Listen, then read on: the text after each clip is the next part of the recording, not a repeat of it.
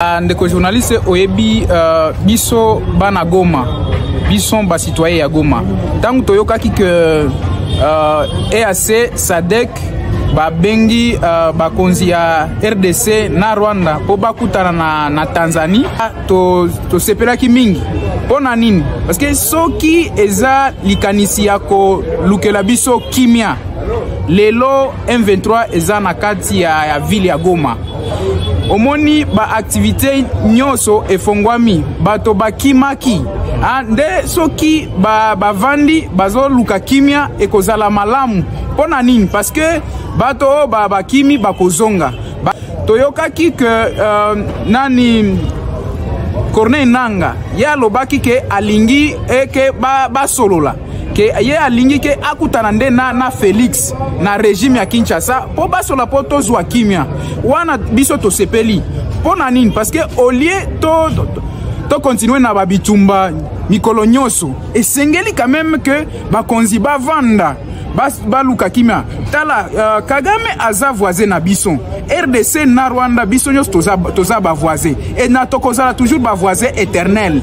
Soki lingi kimia ya mboka ya Congo po mboka ya Rwanda. En tout cas esengeli ke batu basangisana po tozwa kimia po na Rwanda po na RDC na biso. Nde wana biso tolobi boye Félix Tshisekedi na Paul Kagame na bakonzi nyoso oyo ba EAC na SADC bakokutana kuna. En tout cas batala nyoso po bapesa biso kimia parce que vraiment crise ezali. En tout cas samedi tozozela que ba président batika ko fingana en tout cas batala pona nini bakopesa biso nde kimia parce que population to souffrir to ebi problème eza nini. Biso tolingi kimia, tosengi mbongo te, tosengi eloko moko teke bapesa kimia. Samedi wana biso nyoso tokotala ba télévision, tokozela oyo eko sale makuna me passe za makasa na mutema. To perdre ba bloc belé, to bon bloc belé. O président na biso Fachi Beton, azana rendez-vous na président na biso Paul Kagame. Souci na ngai tel que citoyen africain congolais donc bayokana kaka bayokana makasi parce que Congo to souffrir makasi donc ko resouffrir bayokana soki akosala pena mboka kai soko sa pika kai ta lelo guerre na Goma na ville bundami de perdre bloc belé Congo na biso surtout na Goma makilite ngara nyonso to solution pour na Goma.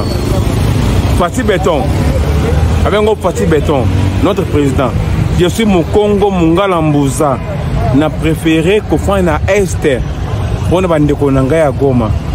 Fachi Beton, président, solo là, bana Congo, tout on a fait. Est comme on a fait.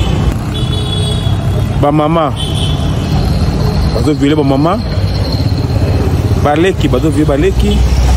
Koboma nyoso niza na kati wana so tokosuka wapi Fachi Beton tokosuka wapi Fachi Beton Charles soki l'équipe pardon CD toza na kimia pardon Fachi Beton tosengi amani kaka bawenze batu batambo tozotambola biso awa toza bien mabeza te toza bandeko bapoto Kinshasa bawapi toza ka bandeko moko amani biso toza na problème te bao bazali bazala bao bazate bazala donc mabe biso tozika amani tribalisme ekozala te.